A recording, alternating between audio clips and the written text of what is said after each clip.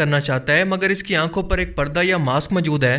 और वही लड़की जिसे पहली बार ये रोशनी मिली थी, इस बाल के सामने आकर अपनी शैतानी छाप यानी मार्क ऑफ द बीस्ट को दिखाती है, तो इस बीस्ट की आंखें दोबारा से नॉर्मल हो जाती हैं और इसका गुस्सा ठंडा हो जाता है। चलो चलो चलो करिए शुरू, बहुत लेट हो गए।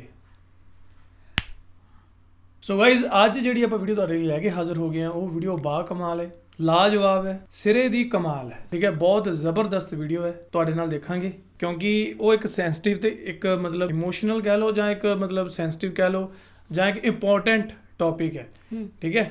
ਕਿਉਂਕਿ ਸਭ ਨੂੰ ਪਤਾ ਕਿ ਇਸਲਾਮ ਦੇ ਵਿੱਚ ਜਿਹੜਾ ਦਜਾਲ ਦਾ ਕਨਸੈਪਟ ਹੈ, ਠੀਕ ਹੈ, ਕਿ ਇੱਕ ਦਿਨ ਸ਼ੈਤਾਨ ਆਊਗਾ ਤੇ ਉਹ ਸਭ ਕੁਝ ਖਤਮ ਕਰ ਦੂਗਾ, ਇੱਦਾਂ ਦੀਆਂ ਚੀਜ਼ਾਂ ਜੋ ਯਹੂਦੀਆਂ ਦੇ ਵਿੱਚ, ਜੋ ਇਜ਼ਰਾਈਲ ਦੇ ਵਿੱਚ ਜੋ ਚੀਜ਼ਾਂ ਪਹਿਲਾਂ ਮੰਨੀਆਂ ਗਈਆਂ ਸੀ, ਉਹ ਥੋੜ੍ਹੀ ਜਿਹੀ ਹਿਸਟਰੀ ਨਾਲ ਜਾਣ ਪਛਾਣ ਆਪਾਂ ਅੱਜ ਦੀ ਵੀਡੀਓ 'ਚ ਕਰਾਉਣੀ ਹੈ। ਅਤੇ ਦੂਜੀ ਗੱਲ, ਕਾਮਨਵੈਲਥ ਗੇਮਸ ਸ਼ੁਰੂ ਹੋਇਆਂ ਨੂੰ 3-4 ਮੰਥ ਹੋ ਗਏ ਹੈ।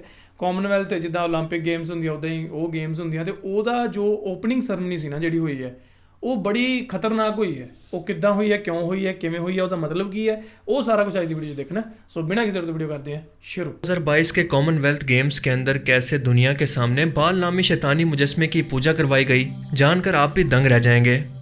ये एक ऐसा इंकशाफ है जो कि आपकी आंखें खोलने के लिए काफ़ी है कि शैतान का आखिरी मोरा दज्जाल इस वक्त दुनिया में मौजूद है, मगर इस वक्त भी इसे दुनिया की नज़रों से छुपा कर रखा गया है। लेकिन ये बहुत जल्द अपना ये नकाब उतार कर दुनिया के सामने आने वाला है।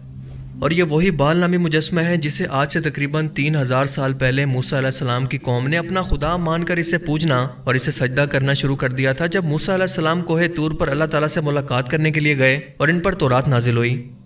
ये सिर्फ 40 दिन का टाइम था, लेकिन जब मूसा अलैहिस्सलाम कोहे तूर से वापस लौटे तो इनकी कौम सोने का बछड़ा बनाकर और इसे खुदा कहकर इसकी पूजा कर रही थी, क्योंकि इस दौरान शैतान ने सामरी जादूगर की शक्ल में आकर इन लोगों को बहकाया कि अपनी शक्ल का मुजस्मा बनवा कर इन लोगों को अपनी इबादत पर लगवा दिया। हालांकि इनके दरमियान अल्लाह के 2 बरगज़ीदा पैगंबर मूसा अलैहिस्सलाम और इनके भाई हारून अलैहिस्सलाम अभी मौजूद थे। और आज हज़ारों साल के बाद जब आखिरी ज़माना चल रहा है, तो 2022 की कॉमनवेल्थ गेम्स के अंदर बराह रास्त इंसानों को इसी बीस्ट, बाल या शैतान के मुजस्मे के सामने एक बार फिर से सजदा करवाया जा रहा है। और ये कोई 1-2 लोग नहीं, बल्कि 72 मुल्कों के लोग हैं, लेकिन लोग इसे अपनी आंखों के सामने देख कर भी गफलत की नींद सो रहे हैं। जो लोग कॉमनवेल्थ गेम्स के बारे में नहीं जानते, इनको थोड़ा सा इंट्रोडक्शन कराता चलूँ कि ये ओलंपिक के बाद दुनिया का दूसरा सबसे बड़ा स्पोर्ट्स इवेंट है, जिसे ब्रिटिश एम्पायर गेम्स भी कहते हैं। और ऐसा इसलिए कि ये 1930 के अंदर पहली बार शुरू हुई, जिसके अंदर तकरीबन सभी ऐसे मुल्क शामिल होते हैं जो कि किसी ज़माने के अंदर ब्रिटिश एम्पायर के कब्ज़े में थे या इसकी कॉलोनी रह चुके हैं, लेकिन अब आज़ाद या खुद मुख्तार हैं। ये गेम्स हर 4 साल के बाद मुनक्किद की जाती हैं और इस बार इसके अंदर 72 कंट्रीज़ ने हिस्सा लिया। और इसकी ओपनिंग सेरेमनी को पूरा सैटेनिक रिचुअल यानी शैतान की पूजा करते हुए और न्यू वर्ल्ड ऑर्डर की शुरुआत दिखाकर इसे शुरू और ख़त्म किया गया। ये सब कुछ क्योंकि सिंबलिज्म की सूरत में था, लिहाजा इसे समझना आपके लिए इंतहाई ज़रूरी है कि हम कितना क्रिटिकल टाइम में जी रहे हैं। मूसा अलैहिस्सलाम की कौम बनी इसराइल को शुरू से ही शैतान ने गुमराह करके अपने इस मुजस्मे की इबादत करने की तरफ माइल किए रखा, जिसकी वजह से ये बार बार इस शिर्क के अंदर पढ़कर अल्लाह को छोड़ देते और इस शैतान के मुजस्मे की इबादत पर लग जाते। मूसा अलैहिस्सलाम जब कोहे तूर पर गए तो इस वक्त शैतान ने अपनी इसी शक्ल बाल का मुजस्मा इनसे सोने का बनवा कर अपनी इबादत करवाई। अल्लाह ताला ने कुरान करीम की सूरह अस-सफ़ात के अंदर इसी बाल मुजस्मे का जिक्र करते हुए इस बदबख्त कौम से शिकवा किया कि तुम सबसे बेहतर पैदा करने वाले अपने रब को छोड़कर इस बाल बुत को पूजते हो।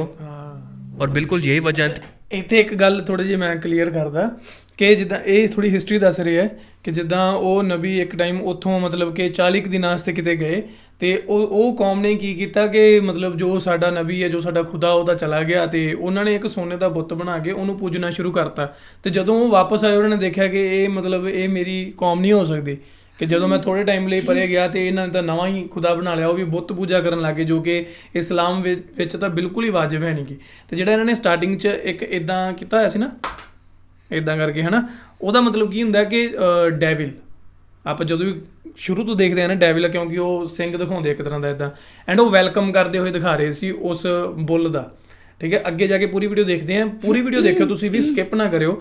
ਜੇ ਤੁਹਾਡੇ ਕੋਲ ਟਾਈਮ ਘੱਟ ਹੈ ਤਾਂ ਸਪੀਡ ਇਹਦੀ ਵਧਾ ਲਓ ਥੋੜ੍ਹੀ ਜਿਹੀ, ਵੀਡੀਓ ਦੀ 1.25x ਤੇ ਸਪੀਡ 'ਤੇ ਦੇਖੋ, ਤੇ ਪਰ ਵੀਡੀਓ ਪੂਰੀ ਦੇਖੋ, ਸਕਿਪ ਨਾ ਕਰਿਓ, ਬਹੁਤ ਜ਼ਬਰਦस्त ਵੀਡੀਓ ਹੋਣ वाली है। ठीक है, इस बाल की मोहब्बत बनी इसराइल के दिल से ख़त्म करने के लिए जब इस कौम के अंदर एक कत्ल हुआ तो कसास के बदले अल्लाह ने हुक्म दिया कि एक पीली बच्चिया को मंगवा कर इसकी कुर्बानी करो। اور اس کی دم کو اس لاش پر مارو تو وہ زندہ ہو کر اپنے قاتل کا نام بتائے گا۔ اس بچڑے کی قربانی صرف اس لیے کی گئی تاکہ بنی اسرائیل قوم کے دل سے اس کی محبت ختم ہو سکے، لیکن ہزاروں سال گزرنے کے باوجود یہ بنی اسرائیل کی محبت آج بھی قائم ہے، کیونکہ اس قوم کا شیطان سے کبھی تعلق ٹوٹا ہی نہیں، چاہے جتنے مرضی پیغمبر اس قوم کے اندر بھیجے گئے ہوں۔ لیکن یہ لوگ اس پیغمبر اور رسول کے گزرنے کے بعد ایک بار پھر سے جادو، سود اور سازشوں میں پڑھ کر اللہ کا دین یا تو بدل دیتے یا اس سے پھر جاتے۔ بائبل میں اس بال کو مارک آف دی بیسٹ بھی کہا جاتا ہے، جو کہ اپنے ہر ایک غلام کو جو کہ شیطان کو اپنا خدا مانتا ہے اور اس کی عبادت کرتا ہے، اس پر اپنی چھاپ یعنی نشانی لگا دے گا، جسے مارک آف دی بیسٹ بھی کہتے ہیں۔ دوسری مرتبہ ہیکل سلیمانی کی تباہی کے بعد بنی اسرائیل دنیا کے اندر بھٹک کر لاوارث ہو گئے اور زیادہ تر انگلینڈ، آئرلینڈ، جرمنی اور امریکہ چلے گئے، اور اس وقت بھی یہودی فری میسنز کا سب سے بڑا گھر یہی برطانیہ ملک ہے، جہاں پر ان کی سب سے بڑی ایلیٹ کلاس اس وقت بھی قبالہ جادو سے شیطان کے ساتھ رابطے میں رہتی ہے، اور اس بار اسی جگہ سے نیو ورلڈ آرڈر اور دنیا کی ایک نئی شروعات کا اعلان اس کامن ویلتھ گیم کے ذریعے کر دیا گیا ہے۔ بائبل میں لوسیفر یعنی شیطان کو ایک فرشتہ بتایا گیا ہے، حالانکہ وہ جنوں میں سے تھا، جسے بائبل کے مطابق اللہ کی نافرمانی کرنے کے بعد زمین پر ایک ٹوٹے ہوئے تارے کی طرح پھینک دیا گیا، اور یہی لائٹ بورڈ یا روشنی شیطانیت کو سمبل کے طور پر دکھانے کے لیے استعمال ہوتی ہے۔ اور بالکل یہی وجہ ہے کہ آپ کولمبیا فلمز کے اسٹیچو کے ہاتھ کے اندر اسٹیچو آف لبرٹی کے ہاتھ میں اور اولمپک کی ٹارچ کے اندر اسی فالنگ سٹار یا روشنی کے سمبل کو دیکھ سکتے ہیں۔ 2022 کی کامن ویلتھ گیم کی اوپننگ سرمنی کے اندر ہم دیکھتے ہیں کہ کچھ ستارے سفید روشنی کی طرح زمین پر کسی اسٹرائڈ کی طرح آ کر دنیا کے ہر ایک کونے کے اندر آ کر گرتے ہیں، جو کہ لوسیفر یعنی شیطان کی طاقت کو دکھا رہے ہیں، اور یہ طاقت دنیا کے ہر ایک کونے کے اندر پہنچ رہی ہے، جسے ایک لڑکی اٹھا کر اسے دعا کرنے لگتی ہے۔ دنیا کے 72 یعنی 72 ملکوں کے لوگ اسے اٹھا کر اپنے گھر کے اندر رکھ لیتے ہیں، جس کے بعد ہم دیکھتے ہیں کہ یہ گھر اڑ کر ہر ایک بارڈر کو پار کر کے اس کامن ویلتھ گیم کے میدان میں برمنگھم انگلینڈ میں پہنچ جاتے ہیں، جس کے بعد ہم ایک بہت بڑے بال یعنی بیسٹ کو دیکھتے ہیں، جسے زنجیروں کے اندر جکڑ کر چڑیلیں جو کہ اس کی غلام ہیں اسے کھینچ کر میدان میں لا رہی ہیں، جو کہ قبالہ جادو کی طرف اشارہ کر رہا ہے، جس کے اندر شیطان اپنے مشوروں سے اپنے ان غلاموں کو یا اپنے ماننے والوں کو دنیا کو کنٹرول کرنے کے مشورے دیتا ہے، حالانکہ اصل میں یہ لوگ اس شیطان کے غلام ہوتے ہیں، اور اس قبالہ جادو کے اندر شیطان ڈائریکٹ اپنے ان پجاریوں سے کلام کرتا ہے۔ یہ بیسٹ یا بال انتہائی غصے میں ہے، اس کی آنکھیں لال ہیں، جسم میں آگ ہے جو کہ ایول کو دکھا رہا ہے، اور وہ اپنے راستے میں آنے والی ہر ایک چیز کو تباہ کرنا چاہتا ہے، مگر اس کی آنکھوں پر ایک پردہ یا ماسک موجود ہے، اور وہی لڑکی جسے پہلی بار یہ روشنی ملی تھی اس بال کے سامنے آ کر اپنی شیطانی چھاپ یعنی مارک آف دی بیسٹ کو دکھاتی ہے، تو اس بیسٹ کی آنکھیں دوبارہ سے نارمل ہو جاتی ہیں اور اس کا غصہ ٹھنڈا ہو جاتا ہے، جس کے بعد ہم دیکھتے ہیں کہ دنیا کے 72 کنٹریز کے لوگ اسے خوش کرنے کے لیے اس کے سامنے ڈانس کرتے ہیں، اسے انٹرٹین کرتے ہیں، اور پھر اس کے سامنے بیٹھ کر اس کی عبادت اور اسے سجدہ کرتے ہیں، اور وہ بھی ایک پینٹاگرام بنا کر، جو کہ شیطانی ریچولز یا کالے جادو کے اندر استعمال ہوتا ہے۔ اور اس شیطانی ریچول کی پہلی لائن کے اندر قبالہ کے جادوگرز اور ان کے پیچھے مارک آف دی بیسٹ تھامے دنیا کے 72 کنٹریز کو ریپرزینٹ کرنے والے لوگ اس کی عبادت کرتے ہیں۔ لیکن یہ بال یہاں پر صرف اسی مقصد کے لیے نہیں آیا، بلکہ اس کا اصل مقصد یعنی دنیا پر کنٹرول کرنا ابھی باقی ہے، لہٰذا اب کی بار 2 لوگ اس کے چہرے سے ماسک کو اتار کر اس کا اصل چہرہ دنیا کو دکھاتے ہیں۔ اس عبادت کے دوران دنیا کے 72 کنٹریز کے جھنڈوں کے اوپر کھڑا ہو کر یہ بال اپنی روشنی کو ایک ٹاور کی طرف کر کے بتاتا ہے کہ دنیا کے 72 ملکوں پر اب نہ صرف اس کا کنٹرول ہے، بلکہ اس کے نیو ورلڈ آرڈر کی شروعات بھی ہو چکی ہے، کیونکہ جس ٹاور کی طرف یہ روشنی کرتے ہوئے دکھائی گئی ہے وہ اور کوئی نہیں بلکہ ابراہیم علیہ السلام کے دور کے اندر موجود نمرود بادشاہ کی وہ عمارت تھی، جو کہ اس نے خدائی کا دعویٰ کرنے کے بعد یہ کہہ کر بنوائی کہ میں اسے اتنا اونچا بناؤں گا کہ آسمانوں پر جا کر ابراہیم کے خدا سے جنگ کر سکوں۔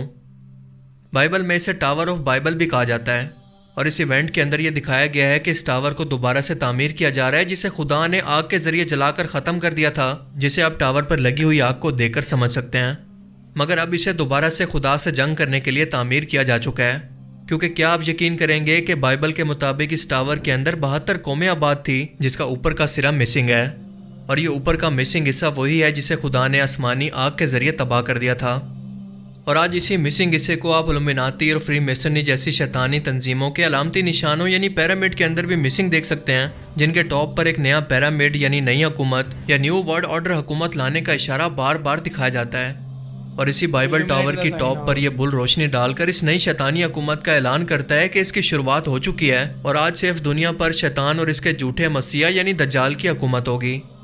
एक ऐसी नई हुकूमत जिसके लोग एक ही आलमी हुकूमत से कंट्रोल होंगे और वो इसी बाल यानी शैतान की हुकूमत है। क्या ये सब सिमिलैरिटीज सिर्फ इत्तफाक हो सकती हैं? बिल्कुल भी नहीं, बल्कि ये लोग खुलकर पूरी दुनिया के सामने इस नई शैतानी हुकूमत का ऐलान कर रहे हैं, शैतान की इबारत दुनिया के सामने कर रहे हैं। मगर इस वक्त भी बहुत सारे लोग ऐसे मौजूद हैं जो कि सबको देखकर भी कहेंगे कि ये तो सिर्फ एक सेरेमनी है जिसे आर्टिस्टिक तौर पर होप और लाइट से जोड़कर दिखाया गया है। और ये लोग आंखें होकर भी अंधे हैं, क्योंकि ये रोशनी या उम्मीद की किरण नहीं बल्कि शैतानियत की किरण है।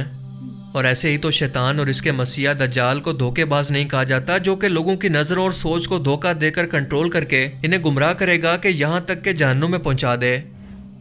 अपने आसपास ज़रा नज़र दौड़ाकर देखें कि क्या पूरी दुनिया के अंदर इस वक्त माशी बदहाली, जंग, भूख और तबाही क्या नहीं है? क्या इसी फितने के दौर के अंदर दज्जाल के ज़हूर का जिक्र नहीं किया गया था कि जब लोग मजबूर होकर या गुमराह होकर इसका साथ देंगे? इस वक्त इसकी आमद की तमाम निशानियां पूरी हो चुकी हैं और इसकी शैतानी हुकूमत का भी ऐलान हो चुका है। और अगर हमने अभी भी अपनी आंखें ना खोली तो शायद ये गुमराही की मौत और जहन्नुम में जाकर खुलेंगी। अल्लाह ताला से दुआ है कि वो हमें ऐसे गाफिल लोगों में शामिल ना फरमाए। ਗਾਇਜ਼ ਇਹ ਸੀਗੀ ਅੱਜ ਦੀ ਇੱਕ ਵੀਡੀਓ ਜਿਹਦੇ ਵਿੱਚ ਆਪਾਂ ਪੂਰਾ ਸਿਨੈਰੀਓ ਕੀ ਸੀਗਾ ਇਹ ਆਪਾਂ ਦੇਖਿਆ। ਪਰ ਮੈਨੂੰ ਲੱਗਦਾ ਜਿਵੇਂ ਆਪਾਂ ਨੂੰ ਇਸ ਵੀਡੀਓ 'ਚ ਦੱਸਿਆ ਗਿਆ, ਜੋ ਇਸਲਾਮ ਦਾ ਕਨਸੈਪਟ ਹੈ, ਜੋ ਬਾਈਬਲ 'ਚ ਲਿਖਿਆ ਗਿਆ, ਜੋ ਇੱਕ ਵੈਬ ਸੀਰੀਜ਼ ਆਈ ਸੀ ਲੂਸੀਫਰ, ਹਨਾ, ਜਾਂ ਹੋਰ ਵੀ ਕਾਫੀ ਸਾਰੀਆਂ ਵੈਬ ਸੀਰੀਜ਼ ਆਈਆਂ ਜਿਹਦੇ ਵਿੱਚ ਨਰਕ ਦੀ ਗੱਲ ਕੀਤੀ ਗਈ ਹੈ, ਹੈਲ ਦੀ ਜੋ ਰਾਣੀ ਹੁੰਦੀ ਹੈ ਉਹਦੀ ਗੱਲ ਕੀਤੀ ਗਈ ਹੈ, ਲੂਸੀਫਰ ਦੀ ਗੱਲ ਕੀਤੀ ਗਈ ਹੈ, ਦਜਾਲ ਦੀ ਗੱਲ ਕੀਤੀ ਗਈ ਹੈ। ਤੇ ਕਾਫੀ ਸਾਰੀਆਂ ਚੀਜ਼ਾਂ ਜਿਹੜੀਆਂ ਇਸ ਚੀਜ਼ ਨੂੰ ਮੋਟੀਵੇਟ ਕਰਦੀਆਂ, ਇਲੂਮੀਨਾਟੀ ਨੂੰ ਜੋ ਮੋਟੀਵੇਟ ਕਰਦੀਆਂ। ਠੀਕ ਹੈ, ਹੁਣ ਇਹ ਅਸੀਂ ਪਹਿਲਾਂ ਵੀ ਇੱਕ ਵੀਡੀਓ ਦੇਖੀ ਸੀਗੀ ਐਂਡ ਉਹਦੇ ਵਿੱਚ ਪ੍ਰੋਪਰ ਦਿਖਾਇਆ ਗਿਆ ਕਿ ਉਹ ਬੁੱਲ ਕਿੱਦਾਂ ਗੁੱਸੇ 'ਚ ਆਉਂਦਾ ਅਤੇ ਉਹ ਜਿਹੜੀ ਲੜਕੀ ਆ ਉਹ ਉਹਨੂੰ ਸ਼ਾਂਤ ਕਰਦੀ, ਉਹਨੂੰ ਮਨਾਉਂਦੀ ਹੈ, ਫਿਰ ਉਹ ਸਾਰੇ ਨੇ ਰਲ ਕੇ ਉਹਦੀ ਪੂਜਾ ਕਰਦੀ ਹੈ। ਫਿਰ ਇਸ ਵੀਡੀਓ 'ਚ ਦੱਸਿਆ ਕਿ ਜਿਹੜੇ ਉਹ ਲਾਈਟਸ ਜਿਹੜੀਆਂ ਮਤਲਬ ਐਸਟਰੋਇਡ ਜਿਹੜੇ ਧਰਤੀ 'ਤੇ ਗਿਰੇ ਪਹਿਲਾਂ ਦਿਖਾਏ ਸੀਗੇ, ਉਹ ਸਾਰੇ ਹੱਥ 'ਚ ਰੋਸ਼ਨੀ ਫੜ ਕੇ ਮਤਲਬ 72 ਦੀਆਂ 72 ਕੰਟਰੀਜ਼ ਜੋ ਉਹਦੇ ਅੰਡਰ ਹੈ ਉਹ ਮਤਲਬ ਉਹਨੂੰ ਸ਼ਾਂਤ ਕਰ ਰਹੀਆਂ। ਠੀਕ ਹੈ, ਫਿਰ ਝੰਡਿਆਂ ਦੇ ਉੱਪਰ ਇਹਨੂੰ ਬੁੱਲ ਨੂੰ ਦਿਖਾਇਆ। ਸੋ ਇਹ ਸਾਰੀਆਂ ਚੀਜ਼ਾਂ ਉਸ ਚੀਜ਼ ਨੂੰ ਡਿਫਾਈਨ ਕਰਦੀਆਂ ਵੀ ਹੈ। ਠੀਕ ਹੈ, ਮਤਲਬ ਜਿੱਥੇ ਤੱਕ ਮੈਨੂੰ ਲੱਗਦਾ ਤਾਂ ਮਤਲਬ ਇਹ ਸਾਰੀ ਚੀਜ਼ ਆਪਾਂ ਇਕੱਲੀ ਇਹਨੂੰ ਅਣਦੇਖਿਆ ਨਹੀਂ ਕਰ ਸਕਦੇ, ਬਿਕੋਜ਼ ਇਹ ਬੜਾ ਇੱਕ ਸੀਰੀਅਸ ਟੌਪਿਕ ਹੈ, ਕਿਉਂਕਿ ਅੱਗੇ ਪਤਾ ਨਹੀਂ ਕੀ ਹੋਣਾ। ਮੇਰੇ ਦਿਮਾਗ 'ਚ ਇਹੀ ਆ ਰਿਹਾ ਵੀ ਹਾਂ ਵਾਕਈ ਮਤਲਬ ਇਹ ਹੋਊਗਾ ਇੱਕ ਟਾਈਮ ਇੱਦਾਂ ਦਾ ਆਊਗਾ, ਕਿਉਂਕਿ ਉਹ ਤਿਆਰੀ ਕਰ ਰਹੇ ਆ ਪੂਰੀ, ਜਿਵੇਂ ਕਿ ਦਿਖਾ ਰਹੇ ਆ ਨਾ ਵੀਡੀਓ 'ਚ, ਪੂਰੀ ਤਿਆਰੀ ਹੋ ਚੁੱਕੀ ਹੈ। ਨਾਲ ਜਿਹੜੇ ਸਾਥੀ ਜਿਹੜੇ ਹੋ ਜਿਵੇਂ ਇਕੱਠਾ ਕਰ ਰਹੇ ਆ ਉਹ ਬਿਲਕੁਲ ਕਿ ਮਤਲਬ ਇਹ ਮਤਲਬ ਗੁੰਮਰਾਹ ਕਰਨ ਲਈ ਕੁਝ ਜਾਦੂ ਜੋ ਵੀ ਕਰ ਸਕਦੇ ਆ ਕਰਨਗੇ। ਇਕੱਲੇ ਇਸਲਾਮ ਦੇ ਵਿੱਚ ਨਹੀਂ, ਇਹ ਤਾਂ ਹਰ ਧਰਮ ਦੇ ਵਿੱਚ ਇਹ ਚੀਜ਼ ਕਹੀ ਗਈ ਹੈ ਕਿ ਇੱਕ ਨਾ ਇੱਕ ਟਾਈਮ ਇਹੋ ਜਿਹਾ ਆਊਗਾ ਜਦੋਂ ਸਾਰੇ ਪਾਸੇ ਮਤਲਬ ਘੋਰ ਅੰਧੇਰਾ ਹੋਣਾ। ਉਹਦੇ ਤੋਂ ਮਤਲਬ ਇਹ ਨਹੀਂ ਗਾ ਕਿ ਕੋਈ ਸਪੈਸ਼ਲ ਕੋਈ ਬੰਦਾ ਆਊਗਾ ਜਾਂ ਹੈ ਨਾ, ਮਤਲਬ ਜਿਵੇਂ ਹੁਣ ਭੁੱਖਮਰੀ ਹੈ, ਗਰੀਬੀ ਹੈ, ਲੜਾਈਆਂ ਹੋ ਰਹੀਆਂ, ਜੰਗ ਥਾਂ 'ਤੇ ਜੰਗ ਹੈ, ਬੁਰੇ ਹਾਲ ਹੋ ਰਹੇ ਆ ਪੂਰੇ ਵਰਲਡ ਦੇ ਵਿੱਚ, ਹੈ ਨਾ। ਸੋ ਉਹ ਚੀਜ਼ਾਂ ਦੇ ਰੂਪ ਦੇ ਵਿੱਚ ਜਿਹੜੀ ਉਹ ਚੀਜ਼ ਆ ਰਹੀ ਹੈ। ਬਟ ਮੇਰੇ ਖਿਆਲ ਇਸਲਾਮ ਦਾ ਕੰਸੈਪਟ ਡਿਫਰੈਂਟ ਹੈ ਇੱਥੇ, ਕਿ ਇਸਲਾਮ ਦੇ ਵਿੱਚ ਦਜਾਲ ਇੱਕ ਮਤਲਬ ਆਕਾਰ ਨੂੰ ਮੰਨਿਆ ਗਿਆ ਕਿ ਉਹ ਬੰਦੇ ਦਾ ਪੂਰਾ ਰੂਪ ਵੀ ਦੱਸਿਆ ਗਿਆ ਕਿ ਉਹ ਇੱਦਾਂ ਦਾ ਹੋਊਗਾ। ਠੀਕ ਹੈ, ਐਂਡ ਉਹ ਆਏਗਾ ਜਿਹਦਾ ਮਤਲਬ ਆਹੀ ਬੁੱਲ ਵਾਲਾ ਮਤਲਬ ਉਹਦਾ ਅੱਧਾ ਸਰੀਰ ਉਹਦਾ ਬੰਦਿਆਂ ਵਾਲਾ ਹੋਊਗਾ ਅਤੇ ਅੱਧਾ ਦੂਜਾ ਹੋਊਗਾ। ਮਤਲਬ ਇਸਲਾਮ ਦੇ ਵਿੱਚ ਇਹ ਜਸਟੀਫਿਕੇਸ਼ਨ ਹੈ, ਬਟ ਬਾਕੀ ਧਰਮਾਂ ਦੇ ਵਿੱਚ ਇਹਨੂੰ ਇੱਕ ਡਿਫਰੈਂਟ ਜਿਹੜਾ ਰੂਪ ਮੰਨਿਆ ਜਾਂਦਾ। ਓਕੇ, ਪਰ ਇੰਨੇ ਵੱਡੇ ਲੈਵਲ 'ਤੇ ਇਹ ਚੀਜ਼ ਕਰਨੀ, ਮੇਰੇ ਖਿਆਲ ਇਹਦਾ ਬਹੁਤ ਡੂੰਘਾ ਸੰਬੰਧ ਹੈ ਇਸ ਚੀਜ਼ ਨਾਲ, ਹੈ ਨਾ, ਕਿਉਂਕਿ ਸਾਰੇ ਜਿਹੜੇ ਵੀ ਉਹਨਾਂ ਨੇ ਉੱਥੇ ਜੋ ਵੀ ਪਰਫੋਰਮ ਕੀਤੀਆਂ ਚੀਜ਼ਾਂ, ਸਾਰਿਆਂ ਦਾ ਇਸ਼ਾਰਾ ਉਸੇ ਚੀਜ਼ ਵੱਲ ਹੀ ਜਾ ਰਿਹਾ ਜੋ ਆਪਾਂ ਹਿਸਟਰੀ ਦੇ ਵਿੱਚ ਦੇਖਿਆ, ਜੋ ਇਜ਼ਰਾਈਲ ਦੇ ਵਿੱਚ ਦੇਖਿਆ, ਜਿਹੜਾ ਉਹ ਸੋਨੇ ਦਾ ਬੁੱਤ ਬਣਾ ਕੇ ਪੂਜਦੇ ਰਹੇ ਹੈ, ਉਹ ਵੀ ਬੁੱਲ ਦਾ। ਐਂਡ ਇਹ ਜਿਹੜਾ ਬੁੱਲ ਹੁੰਦਾ ਸੀ, ਕਹਿੰਦੇ ਸੀ ਇਹ ਬੱਚਿਆਂ ਦੀ ਬਲੀ ਲੈਂਦਾ ਹੁੰਦਾ ਸੀ।